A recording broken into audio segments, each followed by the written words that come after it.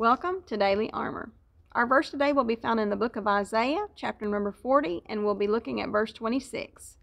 Isaiah 40 and verse 26, and it says, Lift up your eyes on high, and behold, who hath created these things, that bringeth out their host by number, he calleth them all by names, by the greatness of his might, for that he is strong in power, not one faileth. Not one faileth. I would be one that feels like I am being a failure. Got some things that I would like to move forward on, and I feel like that my only hesitation isn't anything to do with the Lord, but it's within myself that I feel like I'm a failure before I even begin. And so I'm discouraged before I even want to try. And I'm battling that last few days. So just some personal things that I would like to make a move on, to move forward in, and I'm just really discouraged about it. And I needed some comfort and some help today, and this is the verse that the Lord took me to, and I hope that it's helping me, and I hope that if it's helping me, it'll be something that'll help you. If we back up and look at verse 25, it says, To whom then will ye liken me, or shall I be equal, saith the Holy One? When we're looking to anybody or anything for our source of comfort, for our source of help, for our source of anything, he's saying, how do they compare to me? I'm the Holy One. And how would they compare to me? How would that compare to me? How would that drink compare to me? How would that piece of chocolate compare to me? How does that spouse compare to me? How does that best friend compare to me? How does that, whoever the source might be that you find that you can't make it through your day without that person? What if that person was no longer there? We have to have a source that's always there. We have to have a source that is there and it's not going to be bringing us harm. When my source is, to go get something sweet, that brings me comfort, that's that comfort food. I mean, then we know those things, that's called comfort food for a reason. It brings you comfort. But that also, if we go to that too often, then it's also brings us discomfort. And the fact that we gain weight and our bodies, are having a hard time, processing it, or it does wreaks havoc on our body. So anything that's a source that's not the true source, that's not the perfect source, is probably going to be a source that's going to eventually go from bringing you comfort to bringing you discomfort. So the Lord is saying, compare it with me. When you decide that this is what I want to do, this is what I'm going to go to, this is who I'm going to go to, but then compare it to the Lord. And then what we'll find is that, that doesn't compare. My husband is a source of comfort for me.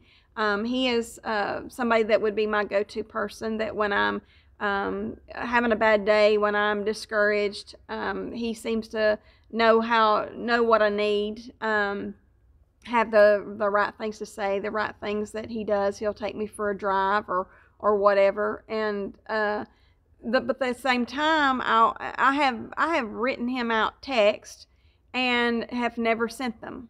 I've just delete, just went back and deleted them. Why? Because the Lord was letting me know, you don't need to tell him all your problems.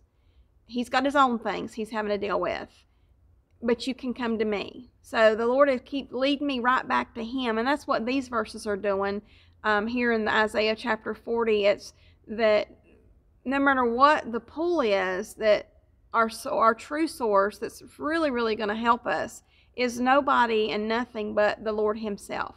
And he wants to be our only source. And all these other things would be in proper perspective when we put him at the top where he needs and deserves to be. So we look at verse number 27. It says, Why sayest thou, O Jacob, and speakest, O Israel? My way is hid from the Lord, and my judgments is passed over from my God. What they're saying is the Lord doesn't know what I'm going through. He's not hearing my prayer. He's not giving me any direction.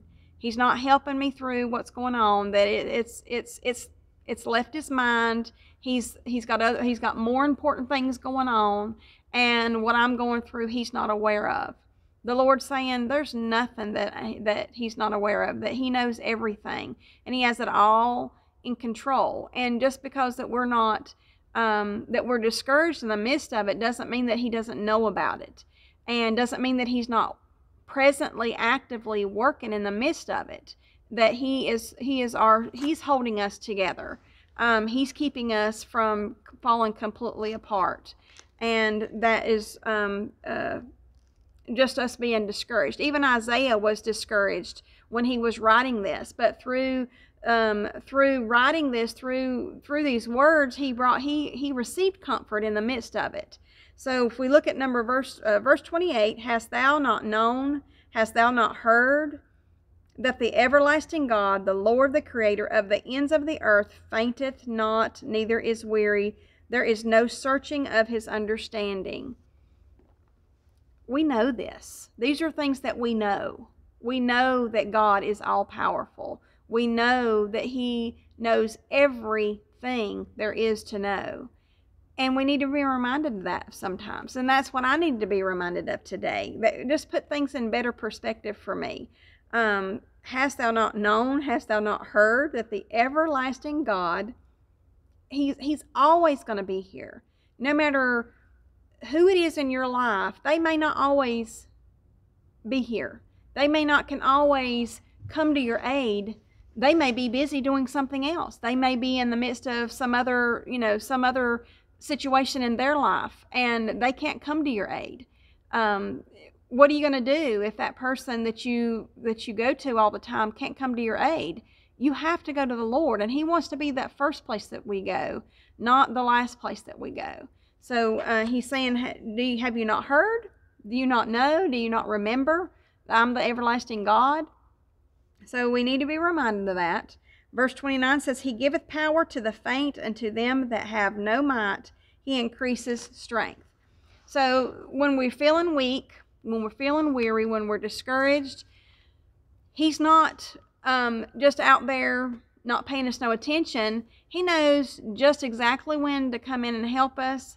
And if we did not ever have a problem, how would we know that he could take care of that problem? If we never had those weak, weary, failure kind of a days, how would we know if he could give us strength and his power in the midst of it, unless that we went through those days? So to think that we should go through our day happy and jolly and everything is just positive, and that to happen every single day is not practical. Now it's wonderful when we can have most of our days are like that, but even if you had one day out of a whole month that you were faint, you were weak, you didn't have the strength, you didn't have it within yourself to keep moving forward, that's the day that when you're crying out to him and you're waiting upon him, he's going to give you that strength that you need, that he knows how to help us. He knows how to help me, knows how to help you. And so that should give us some encouragement. He giveth power to the faint. To the faint. I am faint.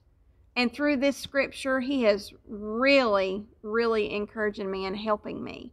And my husband can't always do that for me. He's not always available. My best friend, she's at work right now. I couldn't call her. She's busy. She's got her own things that she's dealing with. I can't always just, run to the cabinet or the refrigerator, or choose, to just, push away from everything and everybody.